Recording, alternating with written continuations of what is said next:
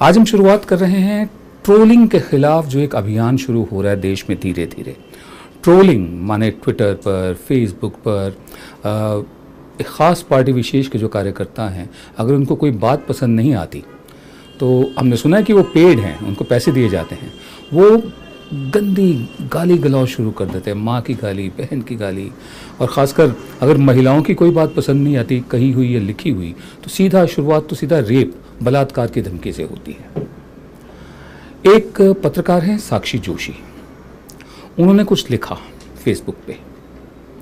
उसके जवाब में संदीप उपाध्याय नाम का एक है शख्स, उसने लिखा कि यूपी में अगर रहना है तो योगी योगी कहना होगा। साक्षी जोशी ने जवाब में लिखा, हम यूपी में ही रहेंगे और योगी योगी नहीं कहेंगे, क्या कर लोगे। जवाब में जो उसने लिखा, एक तो बलात्कार की धमकी दी, दूसरे गाली निकाली। मतलब मैं वो शब्द बोल नहीं सकता हूँ, स्क्रीन पर आपको दिख रहे होंगे। साक्षी ने फैसला किया कि वो इसका जवाब उसी भाषा में नहीं देगी। साक्षी ने कानून का रास्ता अपनाया और 2 केसेस दर्ज हुए, 2 क्रिमिनल केसेस दर्ज हुए, आईटी एक्ट के तहत भी और इंडियन पिनल कोड के तहत भी। और फिर नोएडा के एसएसपी धर्मेंद्र सिंह ने इसमें रुचि दिखाई, और इससे जाहिर होता है कि अगर पुलिस चाहे तो क्या नहीं कर सकती। और नोएडा की टीम गई, नोएडा की टीम ने उसे ट्रेस किया, संदीप उपाध्याय को। वो सूरत में जाकर मिला, तब वो भागा हुआ था, फरार था, तो उसको ट्रेस कर करके वहाँ से गिरफ्तार किया और सूरत, गुजरात से उसे नोएडा लाई। लेकिन साक्षी धोनी ने ऐसा नहीं किया। साक्षी धोनी महेंद्र सिंह धोनी की बीवी हैं। महेंद्र सिंह धोनी के आधार कार्ड की डिटेल्स जिस कंपनी ने ली थी, उनके फिंगरप्रिंट्स वगैरह लिए थे, उन्होंने सार्वजनिक कर दी, जनता में जाहिर कर दी। इस पर साक्षी धोनी ने रविशंकर प्रसाद को, जो कि मंत्री हैं, उनको ट्वीट किया कि क्या प्राइवेसी नाम की भी कोई चीज़ है इस देश में। इस पर उनको जितनी धमकियाँ मिली ट्रोल्स की, जितनी ट्रोलिंग हुई, उसमें भी वही ज़ुबान का इस्तेमाल, गिरी हुई ज़ुबान, गटर वाली ज़ुबान, जो इनके संस्कार दिखाती है। ऐसा लगता है कि इनके माँ बाप भी यही ज़ुबान इस्तेमाल करते होंगे आपस में। तो साक्षी धोनी को बहुत बुरी बुरी गालियाँ भी दी गई, अगेन वही मतलब बलात्कार की धमकी, और इस तरह की भाषा का इस्तेमाल किया गया जो सभ्य समाज में जिसकी जगह नहीं होनी चाहिए। लेकिन साक्षी धोनी ने वो नहीं किया जो साक्षी जोशी ने किया था। मैंने ये स्टेप इसलिए उठाया क्योंकि मुझे ऐसा लग रहा था कि ये साइबर स्पेस में बहुत इजी हो गया है किसी के लिए भी, स्पेशली एक लड़की को गाली देना, और इनको लगता है कि हम बोल के निकल जाएंगे और उसके बाद ये तो कुछ कर नहीं पाएंगे। और एक महिला क्या कर सकती है ज़्यादा से ज़्यादा, वो या तो उसको ब्लॉक कर देगी, रिपोर्ट कर देगी, अनफ्रेंड कर देगी, ऐसे ही कुछ कर सकती है, क्योंकि लड़कियों को लगता है कि हम लोग क्यों इसको और ज़्यादा एग्जैजरेट करें क्योंकि उससे बदनामी हमारी है। लेकिन नहीं, we have to stop thinking like that. बदनामी हमारी नहीं है जो ऐसे शब्द इस्तेमाल करते, बल्कि उनको और ज़्यादा हमें लोगों तक पहुंचाना चाहिए कि देखिए लोगों की मानसिकता कैसी है। और मुझे पता है कि कम से कम ऐसे पब्लिक प्लेटफॉर्म में किसी की मानसिकता होगी भी ना, वो कभी इसको सपोर्ट तो नहीं करेगा। तो यही मैंने सोचा था कि मैं उसी वक्त मैंने ये किया कि मैंने एसएसपी नोएडा धर्मेंद्र सिंह को टैग कर दिया। मुझे पहले नहीं पता था कि वो इस पर स्टेप कुछ उठाएंगे कि नहीं, लेकिन मैं शायद लकी इनफ थी कि वो ऐसे एसएसपी निकले कि उनको था कि मुझे लगता है कि इस चीज़ को बंद करने के लिए एक बार इस पर स्टेप उठाना ज़रूरी है, ताकि डेटरेंट की तरह काम करे एटलीस्ट उन लोगों के लिए जो ऐसा करने की सोचते हैं और आगे शायद महिलाओं से ऐसा नहीं करेंगे। तो मुझे लगता है कि हर महिला को इस तरह से आवाज़ ज़रूर उठानी चाहिए।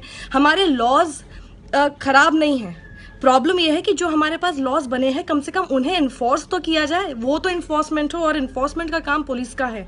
तो अगर पुलिस ऐसा करती है तो ज़रूर कोई ना कोई एक्शन हो सकता है। मेरे केस में हुआ, मैं चाहूँगी कि बाकी महिलाएं भी ऐसा सोचें, ये सोच करने की एक्शन होगा या नहीं होगा, लेकिन कम से कम इसके लिए आवाज़ ज़रूर उठाएं। आवाज़ उठाना शुरू कर देंगे तो लोगों के अंदर एक डर ज़रूर बैठ जाएगा कि हमारी भी बदनामी हो सकती है। साक्षी धोनी अगर अभी भी चाहें तो वो रास्ता अख्तियार कर सकती हैं जो साक्षी जोशी ने किया। नोएडा पुलिस ने जो करके दिखाया, इससे ये भी साबित होता है कि पुलिस चाहे जहाँ की भी हो, उसमें बहुत से लोग ऐसे होते हैं कि अगर वो चाहें तो बहुत कुछ कर सकते हैं। एसएसपी धर्मेंद्र सिंह इसकी मिसाल है। साक्षी धोनी अगर चाहें, अभी भी जिन लोगों ने उन्हें ट्रोल किया है उन तक पहुँचा जा सकता है। हम ये इसलिए कह रहे हैं कि हम चाहते हैं कि ट्रोलिंग के खिलाफ एक अभियान शुरू किया जाए। 22 मार्च को जो एक पत्रकार हैं साक्षी जोशी जी, उन्होंने मुझे फेसबुक पे टैग करते हुए एक शिकायत दर्ज कराई थी, जिसमें उनका ये कहना था कि जब वो अपनी बात फेसबुक के ज़रिए रख रही थी तो उनके फेसबुक प्रोफाइल पर ही एक व्यक्ति ने इसका नाम संदीप उपाध्याय था, उनको अश्लील बातें करते हुए और बहुत ही आपत्तिजनक अमर्यादित भाषा में उनको धमकियां दी। और उसके बाद जब मैंने भी उनसे बात करी और जब फेसबुक प्रोफाइल पढ़ा तो ये बात सही थी कि बहुत ही भद्दी और अभद्र जो भाषा का इस्तेमाल किया गया था।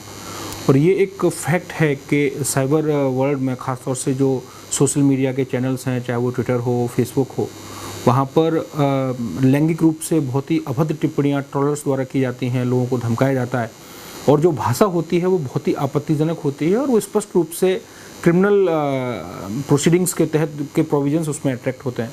उसके बाद पुलिस ने सेक्टर 49 थाने में इसमें एफआईआर दर्ज की और उसके बाद उसके पूरे फेसबुक प्रोफाइल को हमने देखा। फॉर्चुनेटली जैसे होता है कि कई बार कितना ही सातिर कोई चोर हो या कोई अपराधी हो, कुछ ना कुछ गलतियां करता है, तो हमें जब हमने उसके फेसबुक प्रोफाइल को देखा तो वहाँ पर हमें उसका एक नंबर मिला। उस नंबर के जब हमने डिटेल्स निकलवाए तो फिर हमें बहुत सारी जानकारियाँ मिली, उसकी आईडी मिली, लेकिन उसमें चूँकि साक्षी जी ने ये कह दिया था कि वो इस पर केस करेंगी, तो तब तक वो अपना एड्रेस भी बदल चुका था और गुजरात में जहाँ वो काम करता था एक फैक्ट्री में, वो उसने अपना वर्क प्लेस भी चेंज कर लिया था। तो पुलिस को उसमें काफ़ी दिक्कत हुई। फिर हम लोगों ने अपनी पूरी टीम को वहाँ करीब 7-8 दिन तक हमारी टीम रही, वहाँ के लोकल पुलिस से भी टाइप किया। हम लोगों ने लगातार साइबर अपनी जो फॉरेंसिक्स है उसका मदद लिया और उसके बाद फिर हमने उसकी आईडी को फाइनलाइज करके और उसको हमने अरेस्ट किया गुजरात के नवसारी से।